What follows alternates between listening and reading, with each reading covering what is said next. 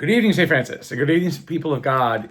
It is still Friday, the 20th day of December, 2024, Friday of the third week of Advent. It is 5 days until Christmas Day, and my day has been ridiculous. And so, trying to record this in the morning, thinking that I had done it, I was doing it in the car, and because of CarPlay and sound issues, it will record, but I don't know what I did, but the sound doesn't come in. So I'm doing another one this evening, having realized that there was no sound on the recording for the previous one. And let's just see, this one does work. I tested it. So just going ahead just to get something in for the 20th of December in this Friday, the third week of Advent. It is the day in which we celebrate the Key of David. That is the title, Clavis David, for Jesus in the O antiphons. So the Magnificat antiphon, as well as the verse for the gospel for Mass today. So I didn't get a chance to say that this morning either. So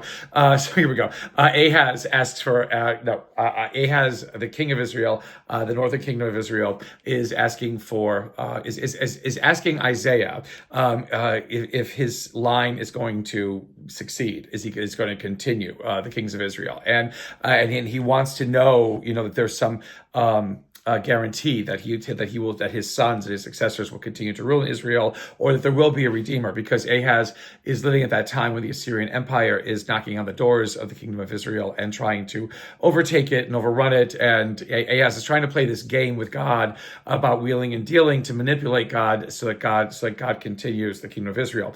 That unfortunately will not happen, but Isaiah gives this sign, and he asks Isaiah, well, do you want God to show you a sign? And then again, Isaiah asks Ahaz, do you want God to show you a sign? And Ahaz begins to play this game of cat and mouse, where of course not. I would not ask God for a sign or whatever it is.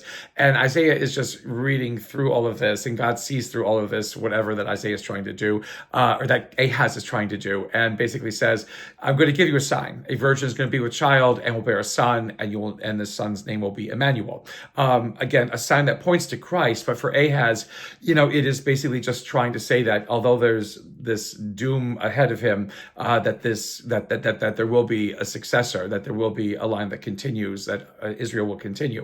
Not though in the way that Ahaz, wants or desires or even thinks. And again, Isaiah might not even be realizing himself that he's pointing towards the Messiah, but this is what his prophecy is doing. Again, this child born of this virgin, being named Emmanuel, being called God with us. Again, God showing that God's will continue, even if the kingdom of Israel falls, and as it does, and as it will, and if the people of Israel, the kingdom of Israel, move off into obscurity and are never heard from again. The line of God will continue, and it will be done through this miraculous, ridiculous, unseemingly way of a virgin being able to give birth to a child, again, whose name is God is always with us.